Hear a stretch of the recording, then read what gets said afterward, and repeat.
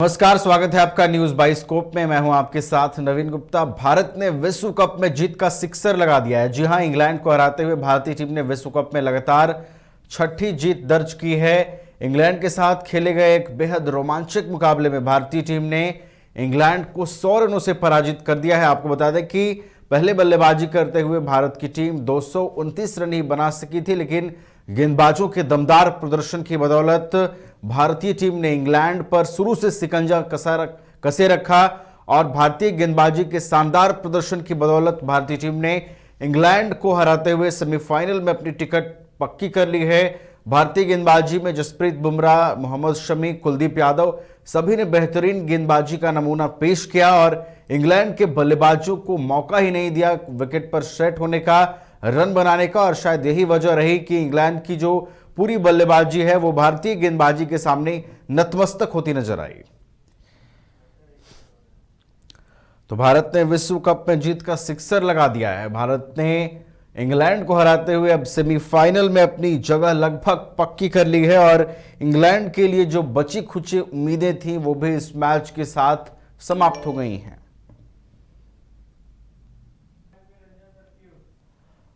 और अधिक जानकारी के साथ हमारे साथ स्पोर्ट्स एडिटर राकेश रंजन जी जुड़े हुए हैं, सीधे उनका रुख करेंगे। राकेश रंजन जी, भारत ने इंग्लैंड को पराजित कर दिया है और जीत का सिक्सर भी लग गया है और अब सेमीफाइनल की जो राहें हैं बिल्कुल आसान नजर आ रही हैं।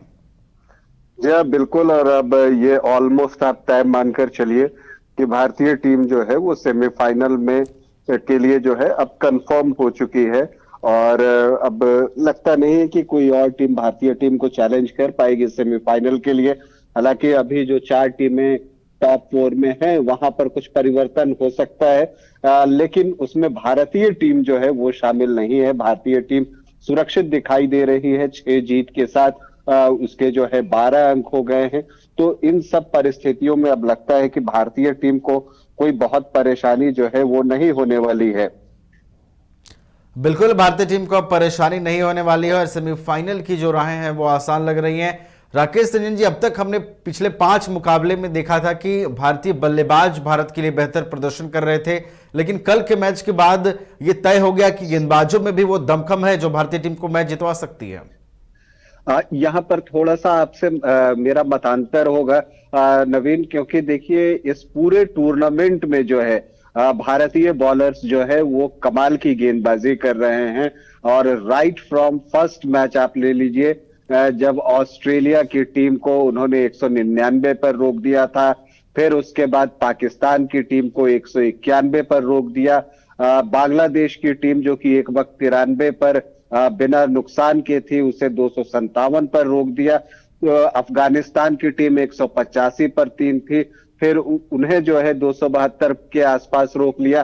तो इंडियन बॉलर्स ने इस पूरे विश्व कप में जो है कमाल का प्रदर्शन किया है और आप कह सकते हैं कि उसी सिलसिले को आगे बढ़ाते हुए उन्होंने लखनऊ में भी जो है इस चीज को दिखाया कि देखिए आप उन्हें कमतर करके नहीं आंक सकते। और इसकी एक बड़ी वजह यह है कि जो अगर आप भारत का बॉलिंग अटैक देखने जाएंगे तो वहां आपको एक्सपीरियंस दिखता है।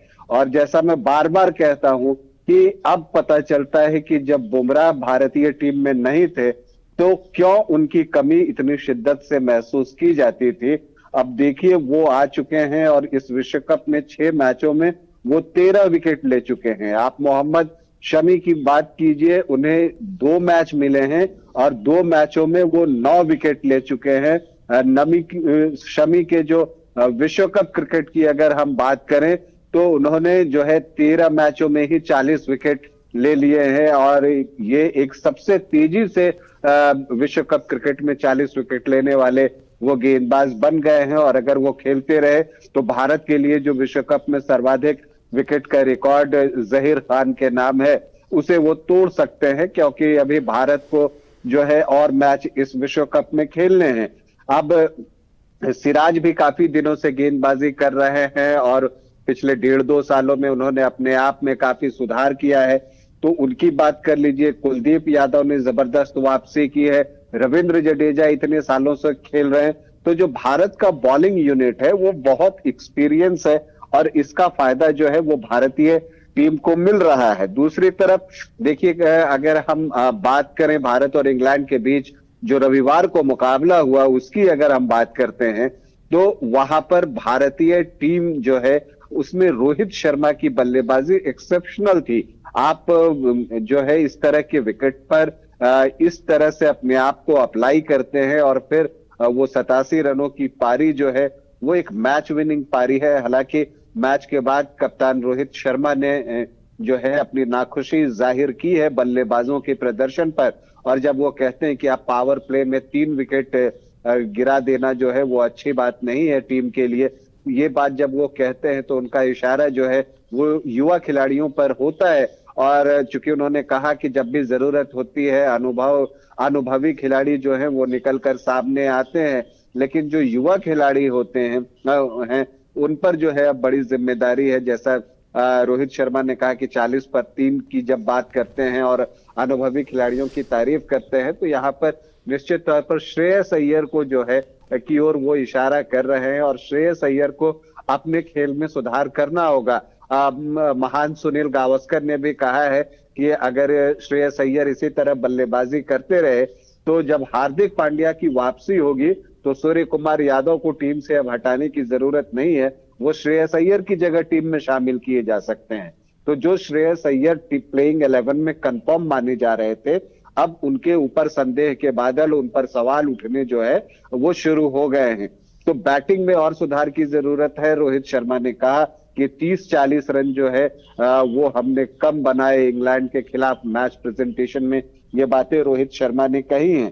तो ये सारी चीजें रह गई हैं, लेकिन फिर भी इन सब के बावजूद आपको कहना पड़ेगा कि टेल ने कल जो एक साझेदारी की 21-22 रनों की कुलदीप यादव और जसप्रीत बुमराह ने, वो बहुत काम आया। और अगर टेल कंट्रीब्यूट करता है तो ये भारतीय क्रिकेट के लिए एक शुभ संकेत है। नहीं तो अमूमन हम देखते थे कि टेल में जैसे ही विपक्षी टीम घुसती थी वो भारतीय पारी जो है वो समाप्त हो जाती है। तो कुल मिलाकर एक आप कह सकते हैं कि ऐसा प्रदर्शन जिस पर जो है आप खुश हो सकते हैं, टीम खुश हो सकती है, लेकिन सुधार की गुंजाइश तो हमेशा बनी रहती है।